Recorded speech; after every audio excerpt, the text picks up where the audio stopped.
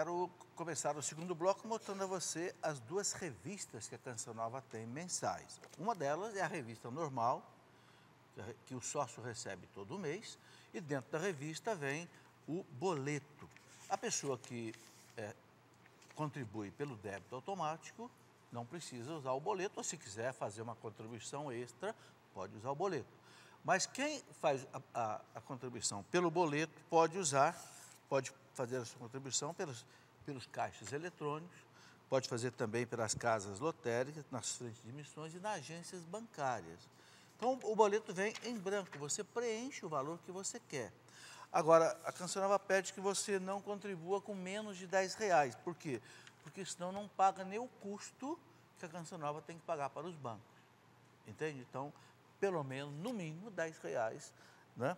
E daí para frente. Eu quero mostrar também a revista das crianças. Tem também um boleto aqui. Os pais que contribuírem com esse boleto extra recebem a revista das crianças, que é muito interessante. É uma revista para as crianças, entendeu? Com uma literatura mensal, religiosa, para o seu filho, para você ir catequizando o seu filho em casa. Inclusive, páginas para pintar, historinhas para criança, entende? Está aí. Falta muito material infantil na igreja. Então, aqui a Canção Nova tem essa Canção Nova Kids, ok? Para as crianças. Bom, quero mostrar rapidamente aqui alguns livros ligados à Eucaristia, o assunto que nós estamos tratando, né? Então, a Canção Nova tem uma coleção de 7 livros que eu escrevi sobre cada sacramento e tem um sobre a Eucaristia. Tem os 7 sacramentos. Confessar, como confessar, para que confessar? Para fazer uma boa comunhão, né?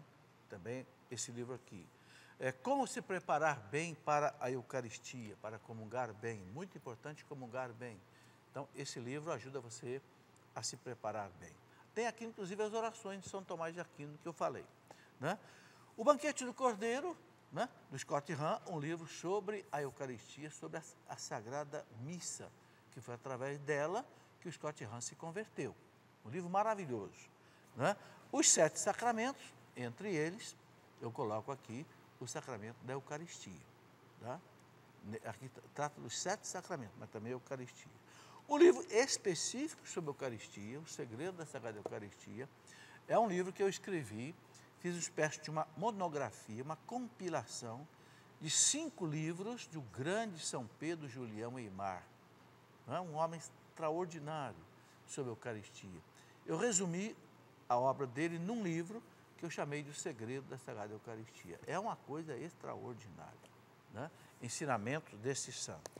Bom, Eucaristia, o Pão da Vida Eterna, esse livro é de um bispo italiano que trabalhou 25 anos com o Papa Bento XVI no Vaticano, Dom Raffaello Martinelli. É um livro espetacular sobre a Eucaristia, para ensinar crianças e jovens e até adultos, todo ilustrado, explicando tudo sobre a Eucaristia, a missa, os paramentos, o significado de cada coisa. É um livro de catequese, né? Catequese para batismo, crisma, primeira Eucaristia, enfim. É um livro, esse homem é especialista em catequese, trabalhou com o Papa Bento XVI durante muito tempo. Inclusive, ele tem 7 livros sobre os 7 sacramentos. Esse é o primeiro que nós traduzimos, queremos traduzir sobre a crisma e também sobre os outros livros que ele escreveu. Muito bem. Os livros que eu vou trabalhar bem nos finais de semana em Pouso Alegre, que eu falei, são esses 2. Ciência e Fé em Harmonia, né? E também esse livro, Uma História que Não é Contada. Tudo que a igreja fez pelo mundo em termos de ciência, em termos de moral, em termos de arte, em termos de música, em termos de arquitetura, né? Que muitas vezes não é contado nas universidades. As universidades são ótimas para falar mal da igreja, mas não fala o bem que a igreja fez, a instituição que mais caridade fez e faz na história da humanidade. Isso não é falado. Só é falado de Inquisição, de Galileu Galilei, de Joana d'Arc, de Savonarola, e etc, etc, mas não se fala da beleza. Esse livro, Uma História que Não é Contada, é para que você não seja enganado, você que é especialmente universitário. Muito bem, vamos aqui voltar então. Não ainda? Ok.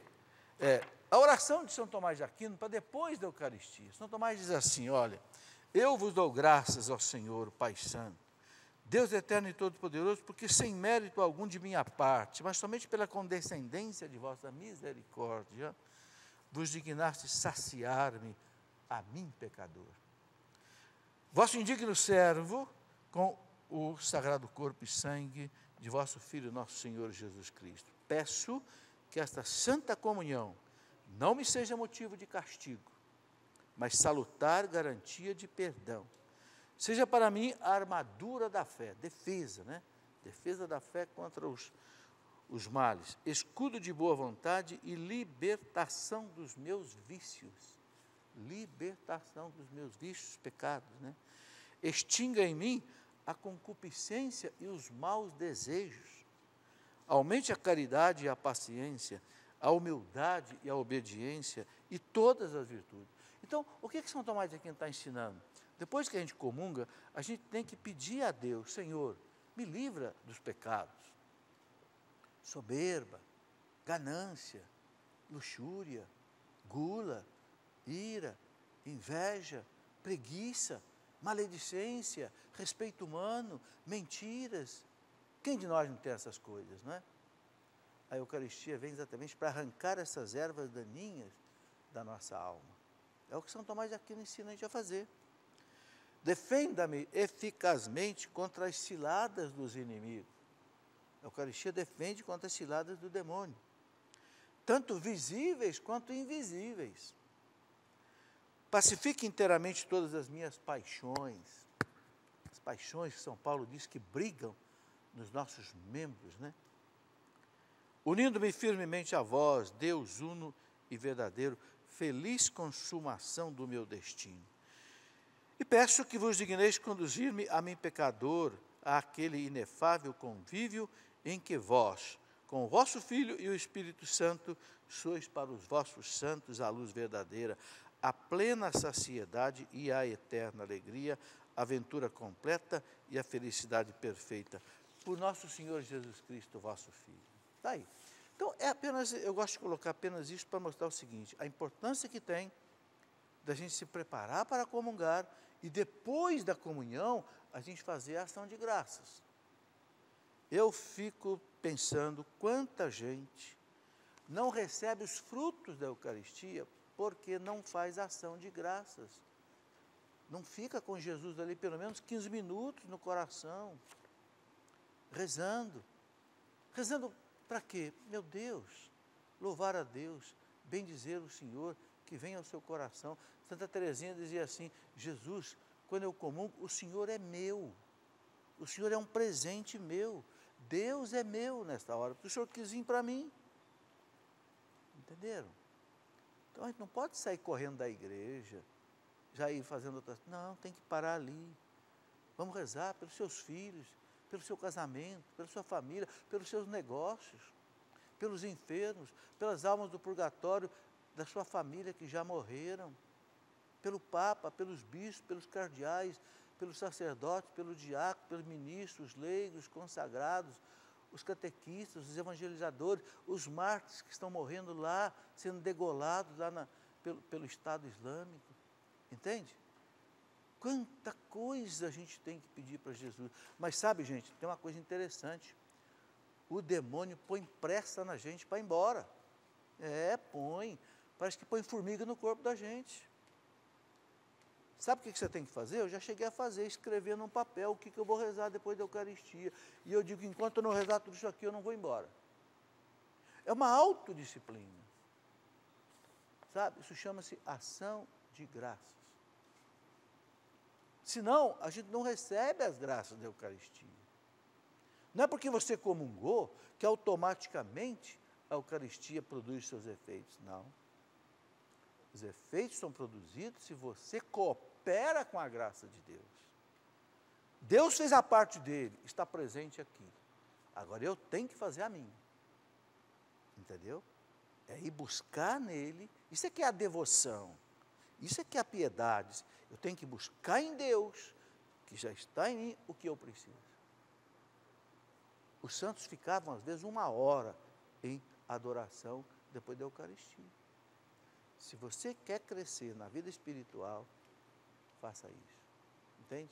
Mesmo que você tenha que sair da igreja, porque tem que trabalhar, não sei o quê, mas procure manter, pelo menos 15 minutos. É o tempo que a Eucaristia está ainda inteira na nossa alma. E o Cristo, então, está substancialmente presente em nós. Muito bem, vou começar, então, a falar agora do que está no Código de Direito Canônico. Não fui eu que escrevi, nada disso, aprovado pelo Papa João Paulo II, no ano de 1983, e todos os papas escreveram muitas encíclicas sobre a Eucaristia. João Paulo escreveu, né, Eclésia de Eucaristia, a igreja vive da Eucaristia. Pio XII escreveu, Paulo VI escreveu, Bento XVI escreveu. No tempo do Bento XVI saiu aquele documento riquíssimo, né, Redemptionis Sacramento, da norma sobre a Eucaristia. Tudo isso está mais ou menos compilado no Código de Direito Canônico. Então, o que eu trago aqui agora é um resumo para que você, né, conheça um pouco disso. O Código, ele tem os artigos dele que chamam cânon. Cânon são os artigos do Código. Então, o cânon 899 diz assim: a celebração da Eucaristia é ação do próprio Cristo e da Igreja. É o próprio Cristo que celebra a Eucaristia e também a Igreja, na qual, pelo mistério do sacerdote, o Cristo Senhor, presente sob as espécies de pão e de vinho, se oferece a Deus Pai e se dá como alimento espiritual aos fiéis, unidos à sua oblação. Olha como é que o Código resume bem, né? O Cristo Senhor, presente sob as espécies do pão e do vinho, se oferece a Deus Pai, como sacrifício perfeito, que ninguém pode oferecer, só Ele, né? E também se dá como alimento espiritual aos fiéis que se uniram à oblação dele, na missa. O cânon 900 diz assim: somente o sacerdote, validamente ordenado, é o ministro, que, fazendo as vezes de Cristo, é capaz de realizar o sacramento da Eucaristia. Então, só o sacerdote validamente ordenado. Ninguém mais pode celebrar a Eucaristia. É o padre e o bispo. O diácono não pode e nenhum leigo também pode. É o sacerdote. O cânon 907, eu estou apenas pensando alguns artigos mais importantes do Código. O 907 diz assim: na celebração eucarística, não é lícito aos diáconos e leigos proferir as orações, especialmente a oração eucarística. Olha aqui. Não é lícito aos diáconos e leigos proferir as orações, especialmente a oração eucarística. A oração eucarística, ela começa, né, ali, naquele prefácio da oração eucarística, e ela termina quando? Quando o padre levanta a hóstia e diz: por Cristo, com Cristo, em Cristo, a vós, ó Deus Todo-Poderoso, na unidade do Espírito. Ali termina a oração eucarística. Entende? Então, tudo até aí é o sacerdote que tem que rezar, não são os leigos e nem o diácono. Os leigos e o diácono acompanham, né? Eu sei que tem padre que manda o povo rezar junto. Está errado. Está errado. O Código diz que é. Por quê? Porque é o padre que representa o Cristo celebrante. Então, a rubrica diz que a oração é dele. Por exemplo, aquela oração da paz. Senhor Jesus Cristo, que disseste aos vossos apóstolos: eu vos deixo a paz, é a oração do sacerdote, porque está na oração eucarística. Entende? Já o Pai Nosso, é depois da oração eucarística. É depois do por Cristo, com Cristo. Então, o Pai Nosso, sim, aí todo o povo reza junto. Sabe, são normas que a igreja fez. Tem gente que diz assim: ah, mas isso aí é querer ter muito liturgismo. Espera aí. Quando a igreja faz as coisas, não é para a gente discutir, é para a gente cumprir. É para a gente cumprir. Até lá no exército, quando eu estava no exército, os superiores diziam: ordem não é para ser discutida, é para ser cumprida. Até no exército. Na igreja, sabe por que a igreja tem 2000 anos? A igreja é forte, porque a igreja tem disciplina. Não é só porque o Cristo está presente na igreja. Claro, esse é o mais importante. As portas do inferno não vão vencer nunca a igreja, porque ele diz, eis que eu estou convosco todos os dias. Ninguém chega perto. Se ele está presente todos os dias, a igreja é imbatível. Mas também tem a parte humana. Quantas vezes a igreja quase que mergulhou por causa da miséria dos padres, dos bispos, dos leigos, até de papas, não é verdade? É. Quantas vezes a igreja teve que ser resgatada pelos santos, como São Domingos, um São Francisco de Assis, um São Domingos de Gusmão, né? Que parece que arrancavam a igreja, uma Santa Catarina de Sena, que parece que levantava a igreja nas mãos assim, por causa da miséria humana. Não é? Então, as coisas da igreja não são facultativas. Ah, eu obedeço se eu quiser, se eu não quiser, eu não obedeço. Ah, eu acho melhor fazer assim ou fazer assado. Não, senhor. É falta de humildade. É falta de piedade. É falta de respeito à igreja. O Cânon 908 diz assim, é proibido aos sacerdotes católicos celebrar a Eucaristia junto com sacerdotes ou ministros de igrejas ou comunidades que não estão em comunhão com a Igreja Católica. Então, o sacerdote católico não pode celebrar a missa junto com o ministro de outra igreja, evangélica, ortodoxa. Veja, eu estou lendo, Cânon 908. É proibido aos sacerdotes católicos celebrar a Eucaristia junto com sacerdotes ou ministros de igrejas ou comunidades que não estão em comunhão com a Igreja Católica. Ou seja, sacerdote católico só pode celebrar a missa junto com outro sacerdote católico ou com diácono. Não pode ficar esse negócio de colocar pai de santo no altar, mãe de santo no altar, pastor protestante e pastor ou padre ortodoxo. Não pode. Não sou eu que estou dizendo, estou apenas lendo o que está no Código de Direito Canônico. Cânon 913. Desculpa eu estar lendo aqui, é porque infelizmente hoje houve um problema técnico e o nosso plasma não está funcionando. Né? Eu sei que fica cansativo vocês ficarem escutando, mas eu também não sei isso aqui de cor para ficar. Então eu tenho que ler. Né?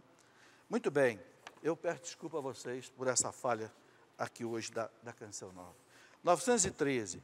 Para que a Santíssima Eucaristia possa ser ministrada às crianças, olha que coisa importante, requer-se que elas tenham suficiente conhecimento e cuidadosa preparação.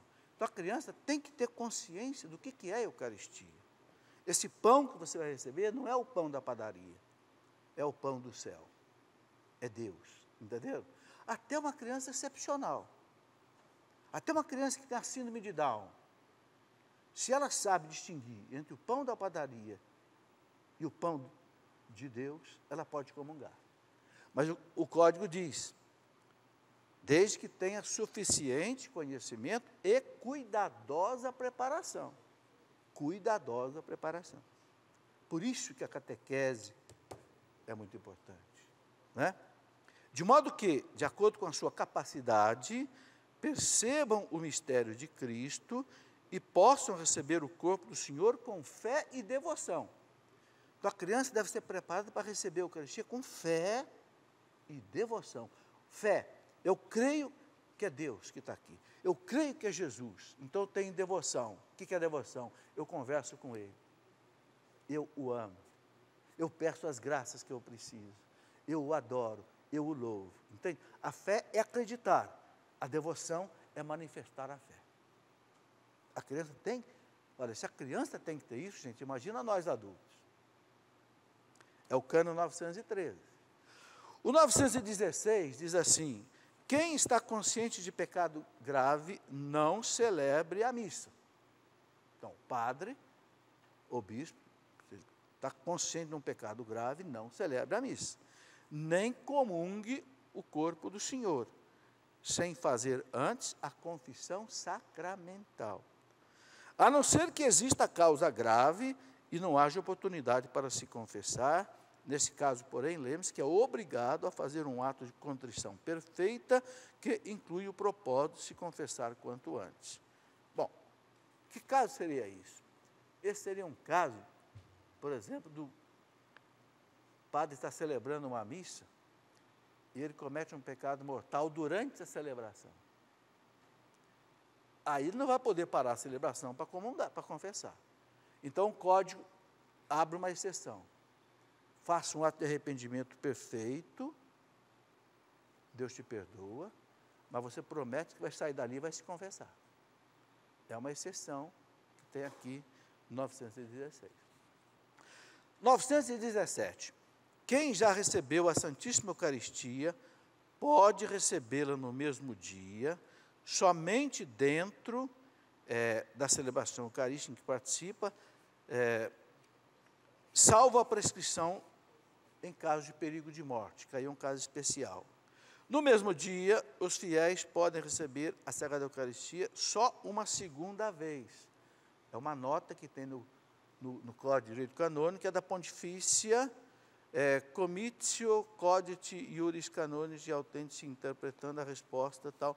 Então, há uma interpretação do Vaticano, que a pessoa pode comungar até 2 vezes por dia, desde que ela participe de 2 missas. Tá? Está aqui, lá no 917, no rodapé tem essa explicação das 2 vezes. 918. Recomenda-se sumamente que os fiéis recebam a Sagrada Comunhão na própria celebração eucarística. Seja eles, contudo, administrada fora da missa, quando a pedem por causa justa, observando-se os ritos litúrgicos. Então, a comunhão deve ser recebida na missa, mas, por uma causa justa, a pessoa não tem tempo de ir à missa, ou quando tem missa ela está trabalhando, ela pode receber fora da missa. Aqui fala em causa justa. Causa justa. Uma doença, um doente que está em casa, não pode ir à igreja, então o ministro leva para ele. Né? 919. Quem vai receber a Sagrada Eucaristia, abstenha-se de qualquer comida ou bebida, excetuando-se somente água e remédio, no espaço de ao menos 1 hora antes da Sagrada Comunhão. Então, é o jejum eucarístico. 1 hora antes de você receber a comunhão, você tem que ter ficado em jejum. Exceto, diz aqui, para pessoas idosas e enfermas ou das pessoas que cuidam delas. Então, a pessoa idosa, que pode se enfraquecer, então ela pode comer alguma coisa. Mas se é uma pessoa idosa, mas que tem saúde, faça o jejum, ok? Mas se é idosa ou se é doente. Cânon 920 diz assim: todo fiel, depois que recebeu a Sagrada Eucaristia pela primeira vez, a primeira comunhão, não é? Tem a obrigação de receber a Sagrada Comunhão ao menos uma vez ao ano. Quer dizer, é o mínimo que a igreja pede. Claro que é muito pouco, né? Mas no mínimo uma vez. Isso para que ninguém fique um ano inteiro sem comungar. E aí a igreja diz que deve ser no período pascal, ou seja, aquele período que vai desde a Páscoa até a Assunção de Cristo ao céu, os 50 dias depois da Páscoa.